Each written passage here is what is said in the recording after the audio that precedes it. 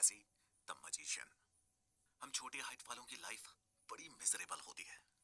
छोटे थे तो स्कूल टीचर्स असेंबली में सबसे आगे खड़ा कर देते थे। वही तो टाइम होता था जब सबसे ज्यादा मस्ती होती थी।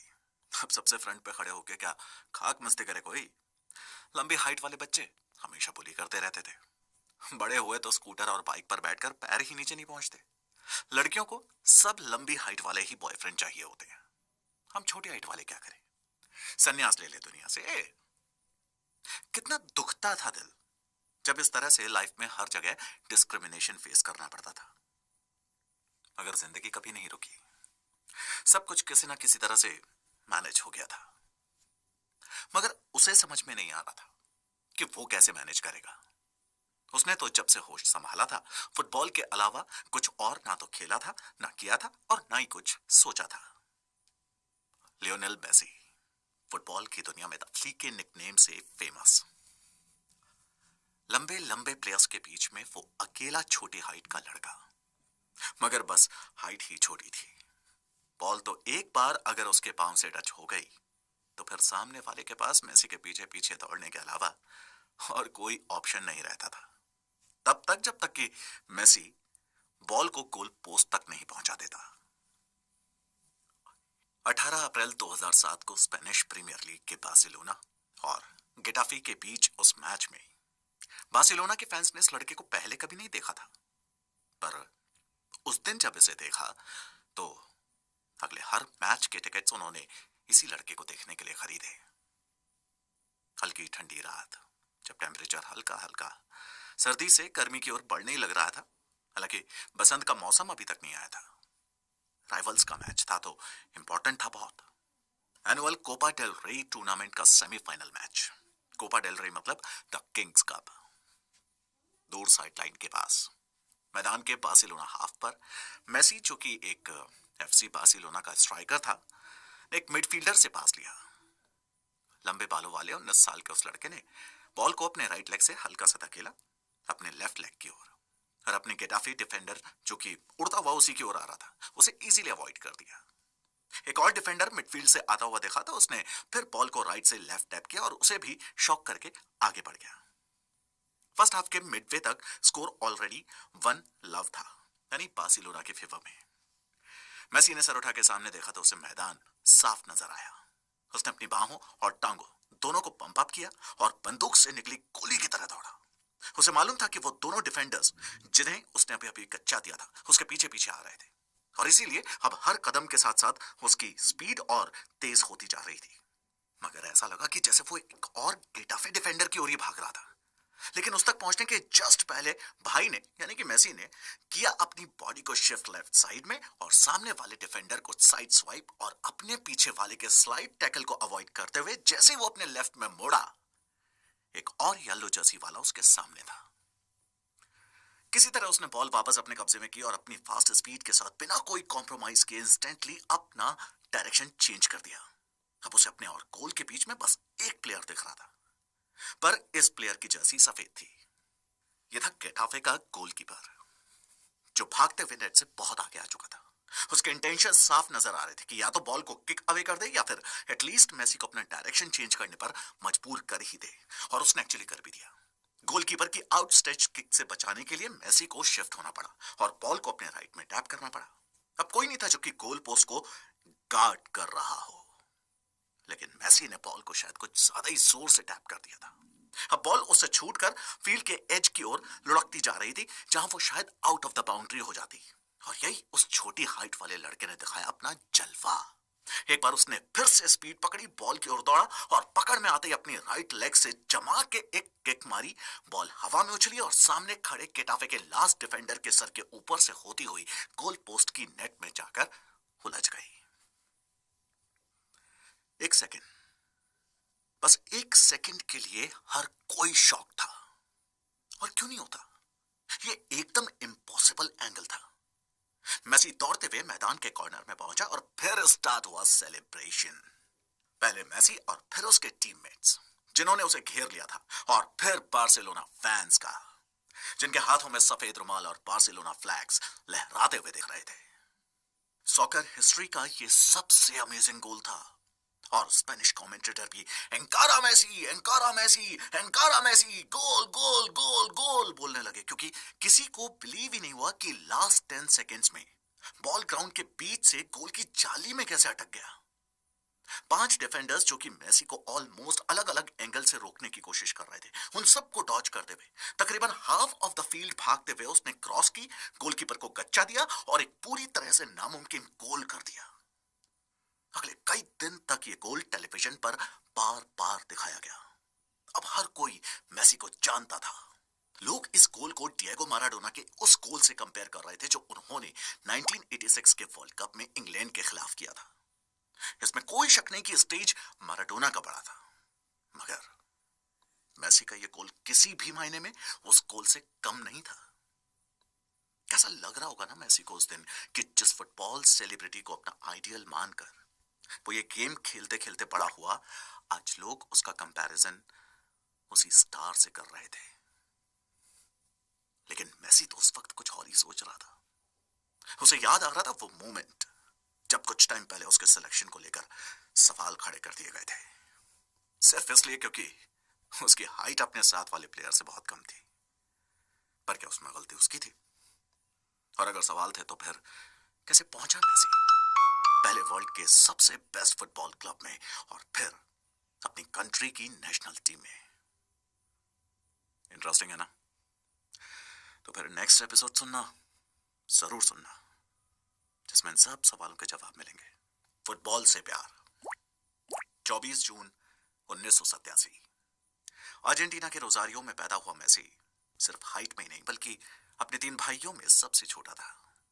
उसके पिता जॉर्ज होरेसियो मेसी उस शहर की कई फैक्ट्रीज में से एक फैक्ट्री में एक स्टील वर्कर के तौर पर मेहनत करके अपना परिवार पाल रहे थे। उसकी मां सीलिया मरिया कुक्सेटिनी घर संभालने की अपनी जिम्मेदारी पूरी करने के बाद लोगों के घरों में काम करके अपने हस्बैंड को सपोर्ट करती थी। उन दोनों के इतनी मेहनत करने की वजह से मेसी और उसकी फैमिली उस बड़े शहर के एक डिसेंट से हिस्से में रहना अफोर्ड कर पा रहे थे। उनकी लोकेलिटी कोई बहुत हाईफाई तो थी नहीं, मगर उस जगह पर रहने वाली फैमिलीज एक दूसरे के बच्चों की देखभाल कर लिया करती थी। यानी जब तक बच्चे उस लोकेलिटी में खेलते रहते, माँ बाप को उनकी टेंशन लेने की जरूरत नहीं थी। शहर के साउथ में पड़ने वाला वो एरिया बारियो लास हैरिस में सिचुएटेड मेसी का वो पुराना घर आज भी उनके पास है, जहां वो आज भी कभी कभी जाकर अपने पुराने दोस्तों से मिलते हैं और अपनी पुरानी यादों को ताजा करते हैं। लैटिन अमेरिकन कंट्रीज में सॉकर या फुटबॉल के नाम से जाना जाने वाला यह स्पोर्ट अर्जेंटीना और पूरे साउथ अमेरिका में बहुत ही फेमस है। मेसी की बचपन की यादों में सबसे ज्यादा यादें उसके भाइयों और कजिन्स की है, जिन्हें वो ये गेम खेलते देखकर बड़ा हुआ है। वहां आसपास में कोई मैदान या पिच ना होने की वजह से वो ज्यादातर अपने घर के बाहर गली में ही फुटबॉल खेला करते थे। उन सब बड़े बच्चों के साथ खेलने के लिए मेसी बहुत छोटे थे, इसलिए वो वहीं पास में बैठकर उनका गेम देखते रहते थे। कई बार वो अपने भाइयों से रिक्वेस्ट करते, रोते, जिद करते कि वो भी उन्हें अपने साथ खिलाएं, मगर उनके बड़े भाइयों को डर था कि इतने बड़े लड़कों के साथ खेलते हुए कहीं मेसी को चोट ना लग जाए। जब मेसी छोटे बच्चे थे तो उन्हें हमेशा बस एक ही चीज चाहिए होती थी, फुटबॉल। उन्हें याद है कि वो पहला गिफ्ट है जो उन्हें कभी मिला था। इसके बाद से तो हर बार उन्हें बस यही एक गिफ्ट चाहिए होता था, या यूं कहिए कि अब भी चाहिए होता है। सच में इस बात से कोई फर्क नहीं पड़ता कि उनके पास ऑलरेडी कितनी सॉकर बॉल्स हैं, मेसी को हर बार एक नई फुटबॉल चाहिए होती है। क्रिसमस हो, बर्थडे हो या कोई और ओकेजन हो, जब भी गिफ्ट्स लिए दिए जाते हैं, मेसी को अगर कुछ चाहिए होता है तो वो थी फुटबॉल। मजे की बात जानते हैं, मेसी इन फुटबॉल्स को कभी भी खेलने के लिए बाहर नहीं निकालते थे, क्योंकि उनको डर लगता था कि अगर बाहर निकाली तो ये फुटबॉल खराब हो जाएंगी। 5 साल के थे वो जब पहली बार उन्होंने अपना माइंड चेंज किया और वो बाहर निकले अपने खुद की सॉकर बॉल के साथ। फुटबॉल के मैदान को पिच कहते हैं।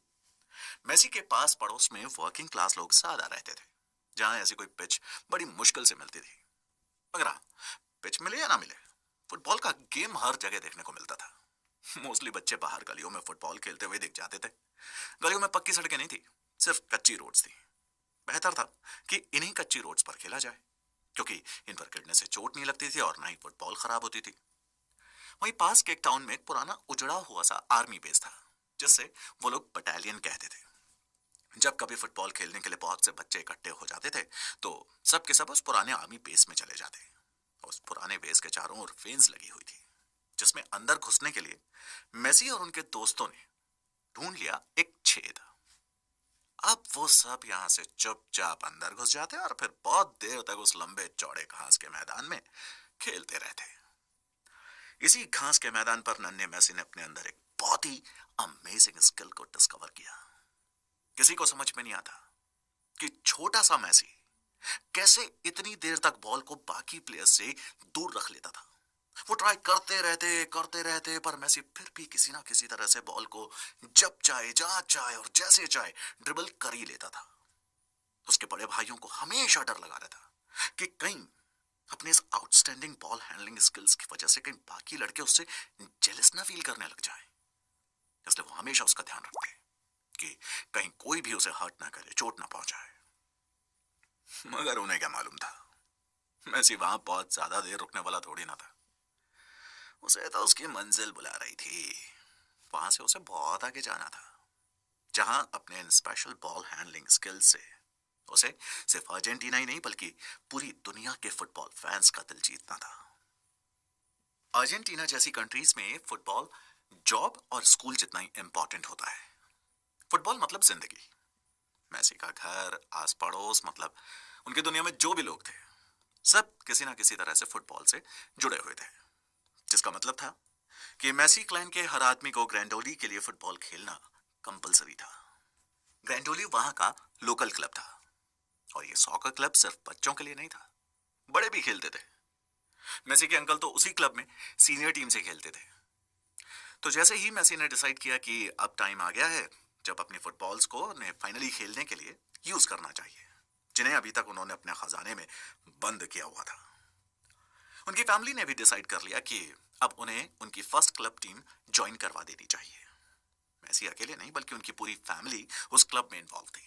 सब डिफरेंट डिफरेंट एज लेवल्स के लिए खेलते थे और उनके डैड उस क्लब में कोच हुआ करते थे। संडे का पूरा दिन उनकी फैमिली क्लब ग्रैंडोली में ही बिताती थी, क्योंकि हर एज कैटेगरी में उनकी फैमिली का कोई ना कोई मेंबर खेल ही रहा होता था। सेल्वाडोर अपारिसियो, जो कि ग्रैंडोली के बहुत ही रेनाउंड कोच थे, वो पहले शख्स थे जिन्होंने मेसी को फर्स्ट टाइम पिच पर नोटिस किया। वो बॉल के साथ कुछ भी तो कर रहा था, जैसे कि मानो अपने ही तरीके का फुटबॉल खेल रहा हो। अपरिसियो को एक 7-on-7 गेम के लिए एक और लड़का चाहिए था, जो कि कोई ऑफिशियल नहीं बल्कि एक सिंपल फ्रेंडली प्रैक्टिस मैच था। उन्होंने मेसी के वहां से पूछा कि क्या वो मेसी को उस प्रैक्टिस मैच में खिला सकते हैं, मगर उन्होंने मना कर दिया क्योंकि उनको डर था कि इस टीम में इतने बड़े बच्चों के साथ खेलते हुए मेसी को कहीं चोट नहीं लग जाए। लकीली मेसी की दादी मां वहीं थी और उन्होंने मेसी की मां से कहा कि मेसी को यह गेम खेलने देना चाहिए। अगर उस दिन उनकी दादी मां नहीं होती तो मेसी इतनी यंग एज में खेलना स्टार्ट नहीं कर पाते। अपरिसियो ने उससे पहले हजारों लड़कों को फुटबॉल सिखाई थी, मगर उस दिन जो उन्होंने वहां देखा था उसने सब कुछ बदल के रख दिया। गेम शुरू हुआ और बॉल लुढ़कती हुई पहुंची मेसी के पास। वहीं से मेसी ने बॉल को अपने कंट्रोल में लिया, पिच पर भागने लगा। अपने रास्ते में आने वाले हर डिफेंडर को वो ड्रिबल करता हुआ भागता रहा, जिसे देखकर अपरिसियो जोर जोर से चिल्लाने लगे, शूट शूट! लेकिन शूट करने के लिए मेसी बहुत छोटा था। ये और बात है कि उस दिन के बाद वो अपरिसियो की टीम में हमेशा हमेशा के लिए शामिल हो गया। फुटबॉल क्लब में मेसी की एंट्री हो चुकी थी। सिर्फ एंट्री नहीं बल्कि वो वहां के कोच की नजरों में भी अपनी जगह बना चुका था। मगर उसकी खुद की नजरें जो सपना बुन रही थी वो अभी न सिर्फ दूर था बल्कि उसके और मेसी के बीच में खड़ी थी एक बहुत बड़ी दीवार, जिसे तोड़ पाना ना तो मेसी और ना ही उसकी फैमिली के लिए पॉसिबल था। फिर कैसे पहुंचा मेसी उस दीवार के पार? फुटबॉल क्लब में मेसी की एंट्री हो चुकी थी और इस एंट्री के पीछे एक बहुत बड़ा हाथ मेसी की ग्रैंड मदर का था, क्योंकि उस टाइम तक वो इतना छोटा था कि उसकी फैमिली के हर मेंबर को यही लगता था कि अगर मेसी को किसी ग्रुप में फुटबॉल खेलने दिया गया तो बड़े बड़े लड़कों के साथ खेलते हुए उसे चोट लग सकती है। शायद इसीलिए ना तो उसके डैड और ना ही उसकी मॉम उसे किसी भी ऐसे मैच में खेलने के लिए मोटिवेट करते थे। मगर उसकी ग्रैंड मदर का सोचना एकदम अलग था। क्योंकि बाकी सारे बच्चों को भी ट्रेनिंग के लिए ग्राउंड पर वही लेके जाती थी। वही थी जिन्होंने बहुत इंसिस्ट किया कि उनके नन्हे मेसी को भी खेलने दिया जाए, जबकि उम्र के साथ साथ वो देखने में भी बहुत छोटा लगता था। जहां बाकी सबको मेसी को चोट लग जाने का डर होता था, वहीं उसकी ग्रैंडमदर स्टैंड्स में बैठकर जोर जोर से चिल्लाती, लियोनेल को पास दो, उस छोटे से बच्चे को पास दो, वो गोल स्कोर कर लेगा। लियोनेल की दादी थी जिन्होंने उनके पेरेंट्स को उन्हें फुटबॉल शूज दिलवाने के लिए राजी किया था। और आयरानी देखिए, मेसी की वही दादी उसे इतना बड़ा स्टार बनते हुए कभी नहीं देख पाई, क्योंकि जब वो 10 साल का था तो उनकी डेथ हो गई। एनीवेज, क्लब ग्रैंडोली के कोच एपरिसियो का अब फेवरेट बन चुका मेसी खुद अपने टैलेंट से अनजान था। उसे खुद ही नहीं पता था कि किस तरह उसका गेम बाकी प्लेयर्स से एकदम अलग और एकदम यूनिक था। उसे तो बस इतना मालूम था कि बॉल एक बार उसके पांव में आ जाए तो फिर वहां से किसी और प्लेयर के पास नहीं जानी चाहिए, बल्कि सीधा गोल की तरफ होनी चाहिए। जैसे अर्जुन को सिर्फ चिड़िया की आंख दिखती थी, ऐसे ही मेसी को सिर्फ गोल दिखता था। पर इसे वो समझ चुके थे कि मेसी कोई ऑर्डिनरी प्लेयर नहीं है। एक बहुत ही सुपर स्पेशल सॉकर प्लेयर बनना ही उसकी डेस्टिनी थी।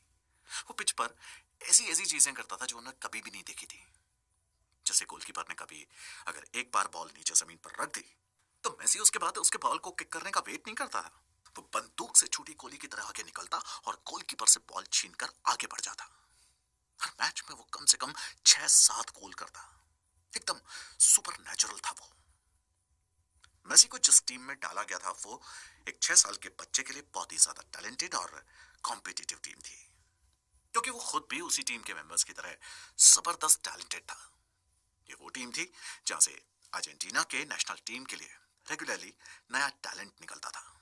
और भी कोच थे वहां जो मेसी का गेम और बेटर बनाने के लिए उसे ट्रेनिंग दे रहे थे।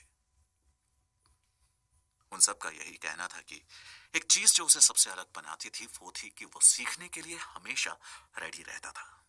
वो मोस्टली बहुत शांत रहता था और प्रैक्टिस के टाइम पर कभी भी किसी भी तरह का डिस्टरबेंस नहीं क्रिएट करता था।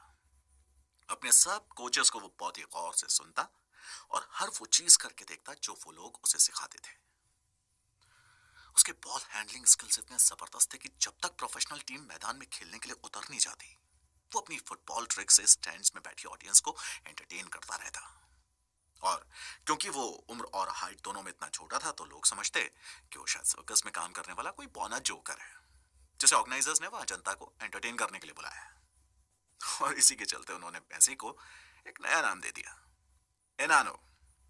स्पेनिश में बौने आदमी को कहते हैं एनानो। कुछ और लोगों ने उसे द फ्ली कहकर बुलाना स्टार्ट कर दिया। फ्ली का मतलब होता है पिस्सू, जो कि एक छोटा सा इंसेक्ट होता है। पर मेसी और उसकी फैमिली को कभी उसकी हाइट को लेकर कोई टेंशन नहीं हुई। उनको लगा जब बड़ा हो जाएगा तो अपने आप हाइट बढ़ जाएगी। अभी अगर उन्हें किसी बात की चिंता थी तो वो था फुटबॉल। फुटबॉल उसकी मोहब्बत, उसकी सांसें, उसकी जिंदगी सब कुछ थी। अपनी लाइफ का हर एक मिनट वो बस इसी एक चीज के बारे में सोचते हुए बिताता था। वो स्कूल जाता, घर आता, बॉल उठाता और खेलने चला जाता। फिर वो ट्रेनिंग के लिए ग्रैंडोली जाता, फिर घर आता, खाना खाता और एक बार फिर गलियों में खेलने निकल जाता। वो हमेशा बाहर गलियों में ही मिलता, फुटबॉल खेलते हुए। यहां तक कि घर के अंदर भी फुटबॉल उसके हाथों में हमेशा रह जाती। उसके जो दोनों भाई पहले उसका बड़ा ध्यान रखते थे कि बड़े लड़कों के साथ खेलते हुए उसे कहीं चोट ना लग जाए, अब जरा बेफिक्र हो गए, क्योंकि अब आस पड़ोस के लड़के जो उससे बड़े थे मेसी का ध्यान रखने लग गए थे। अपनी क्लब टीम जिसका नाम न्यूवेल्स ओल्ड बॉयज था के लिए मेसी अब एक स्टार प्लेयर हो चुका था। लेकिन जब प्लेयर 13 साल के हो जाते और अगर वो अच्छे प्लेयर होते तो फिर उन्हें क्लब छोड़कर बाहर जाना पड़ता था ताकि वो नेक्स्ट लेवल के लिए ट्राई कर सके।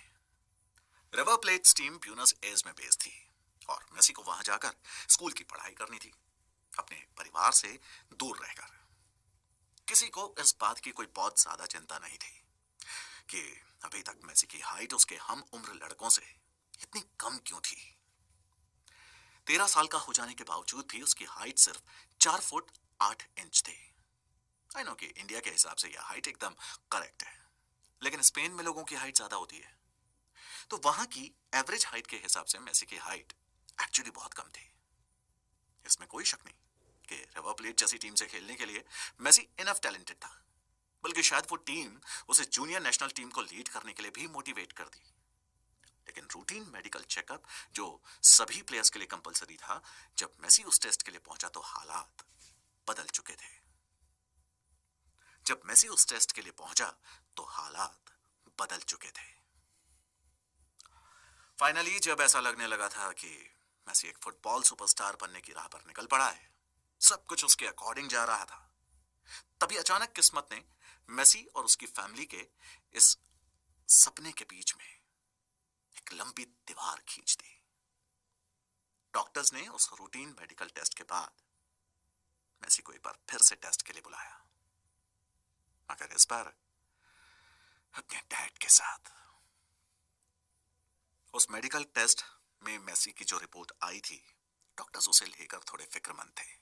उन्होंने मेसी के फादर से मेसी को एक सर्टेन तरह के डॉक्टर, जिसे एंडोक्राइनोलॉजिस्ट कहते हैं, कि वो दिखाने की सलाह दी। 31 जनवरी 1997 को मेसी और उसके डैड डॉक्टर से मिलने गए, जिसने उन्हें वो पूरी खबर दी जिसका अंदाजा मेसी और उसकी फैमिली ने कभी सपने में भी नहीं लगाया था।